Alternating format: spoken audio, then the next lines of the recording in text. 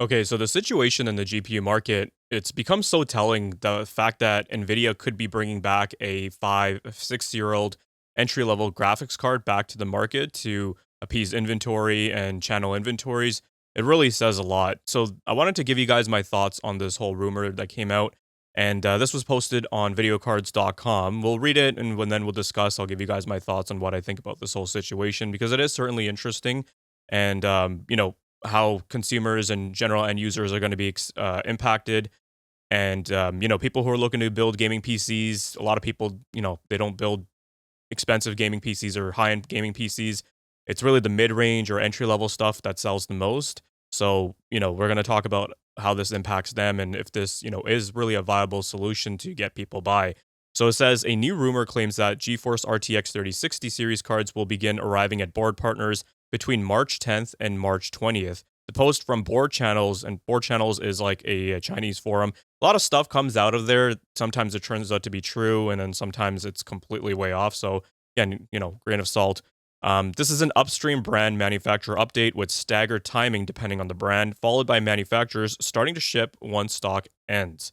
And in terms of the actual post, it says breaking news: the information previously reported by Nvidia about the resumption of production of the RTX 3060 series has been updated this month with new arrival information. This is a machine translation, by the way.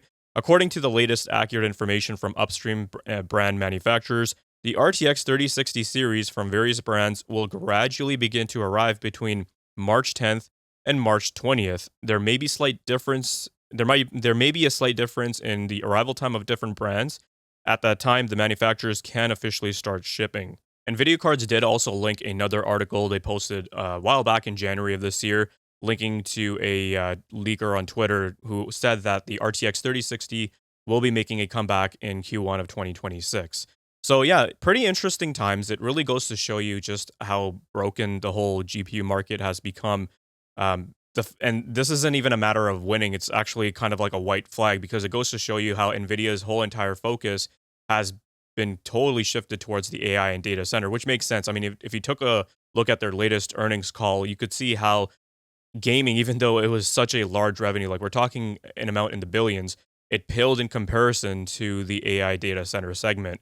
Um, and they're obviously prioritizing supply for those higher end graphics cards for the data center, and they're probably looking at other ways to get a little bit creative and still appease the inventory and the channels for just end users and regular retail channels.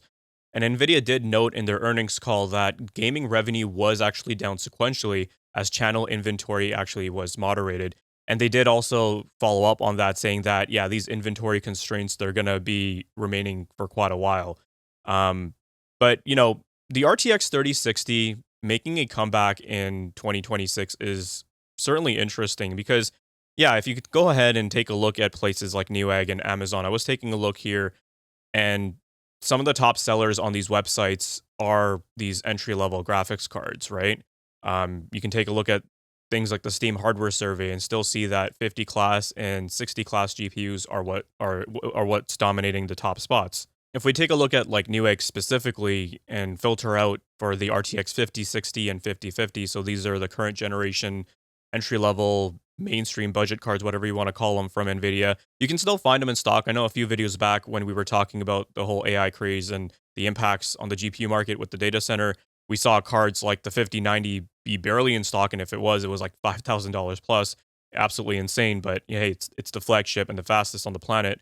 And then you got cards like the 5080 and 5070 Ti, which are also increasing in price, have increased in price quite a bit, way above MSRP. The 5070 Ti's, I think, are going for higher MSRP than what the 5080 goes for. So it's just terrible value all around. But hey, I mean, that's the whole landscape of the market. So the higher end of the stack that you go, the more supply constraints and issues you're going to run into. Whereas with these like entry level cards, because the dies on them are so small, they're a lot more easier to mass produce. So that's why you can still find RTX 5050s and RTX 5060s in stock at MSRP or even below that with these coupon codes and other promotions that are ongoing because, yeah, I mean, they're widely abundant. So they don't have to worry about supply constraints on these, at least not yet. But it is interesting because taking a look at this now, I'm just wondering, like, why the focus there? I guess Nvidia maybe thinking internally that they really want to shift more production towards those AI chips and sever those production lines, which would be interesting. The RTX 3060, as we mentioned, 5 6 year old graphics card built on older technology and older process node, so they could bring that back. It'd be easier for them as well. Very mature node, so they shouldn't have any supply constraints or issues manufacturing that graphics card, right? I think the biggest two questions on people's minds will be, one, how much it's going to cost, and then second thing, is this thing still viable in today's market, in today's gaming landscape, right? And when it comes to the first point, if we take a look at like RTX 5050s, and I was taking a look at the GPU database from Tech Power Up, kind of a general surface levels overview on statistics there, but gives you a rough idea. The RTX 5050 is about 15% faster than an RTX 3060. And by the way, I've been referring to the RTX 3060 with the 12 gig model. Who knows? This whole entire rumor could be based on the 8 gigabyte model, which obviously, less VRAM, so that impacts performance. And then the other thing too is I think it has slightly less CUDA cores. I'll have to double check on that.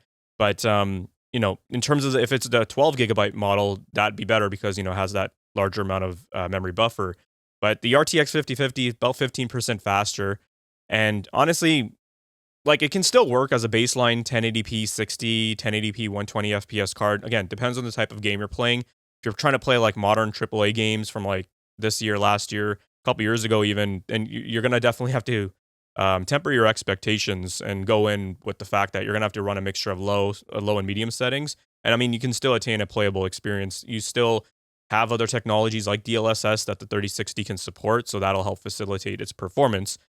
So I mean, it's still viable, right? The second thing though, obviously, is the price. Like if they're gonna bring it back and they're gonna try to charge the same MSRP they were 5 years ago, like that's utterly ridiculous. At this point, the RTX 3060, in my opinion, as harsh as it may sound, is at tops like an $80 or $100 graphics card, maybe $120 if you're pushing it, and it's the larger VRAM amount model. But yeah, I mean, I certainly wouldn't be paying more than $100 for an RTX 3060. 6 years later after its release, like this is older technology, and I get that Nvidia is trying to find ways to appease the current supply constraint and get inventory moving and get those numbers up. But yeah, I mean, if they try to release this thing and it's like going for the same price as an RTX 5050, or if it's like, I don't know, like 20, $30 cheaper, I certainly would not consider it or recommend it. I don't even really recommend the RTX 5050 for that matter. I'd say, try to save up as much as you can. Look at the used market, get a graphics card like a 2080 Ti, or try to go for something like a 5060 Ti, 16 gigabyte if you can try to find that on some kind of like hefty promotion deal. But I certainly don't recommend these 8 gigabyte cards in 2026 unless you're really, really strapped for cash. I did also want to point out to you guys, I was taking a look at eBay, and it was pretty interesting to see how I wasn't able to find RTX 3060s abundantly, which it's interesting because at one point in the retail channels, RTX 3060s were everywhere, even several years after it launched, like even in like 2023, 2024, you could find RTX 3060s at their retail level brand new. So I figured maybe on the used market, they'd be flooded, but I was filtering out, and I found that most of the cards that were listed here were RTX 3060 Ti's, and they were going for about $200. And some of the 3060 that I did find were going for around the same price, which totally not worth it. Like I said, $100 tops, $120 is really pushing it for this card. So I don't recommend you look at the used market. So yeah, it'll be interesting because then what's to say manufacturers and retailers aren't going to take advantage of that situation. So if you have like a decent used market in your region, I'd say definitely go hunting there. I think you can definitely find more viable options. And going back to the whole VRAM thing, right? Like we already saw rumors and messaging from these execs saying that the 16 gigabyte cards, they're going to be much more harder to come by, and Nvidia is going to be prioritizing their 8 gigabyte models because it's just easier for them to manufacture and produce. And if that's the case, then the 8 gigabyte card is what's going to be more, I guess, on the table versus the 12 gigabyte card, which really sucks. Now, 8 gigabytes of VRAM, I don't want to make it sound like it's totally unusable. In fact, last year I actually did a whole revisit of the RTX 2080, which is an 8 gigabyte card. And, you use a mixture of low, medium, even high settings, and you'll be able to find a good balance where you're not totally tapped out at that VRAM buffer.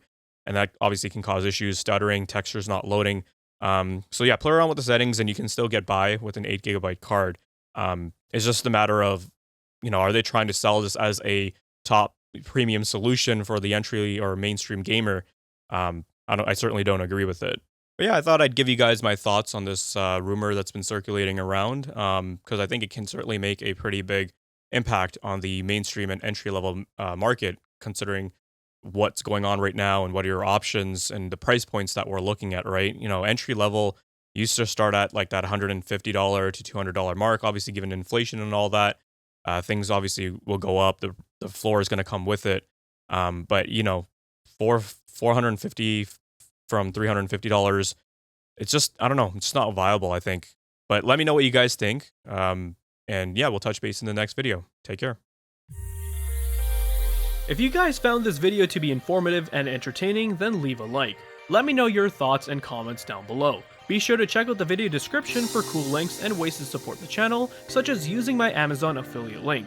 And if you're interested in seeing more content like this, then consider subscribing, I'd greatly appreciate it.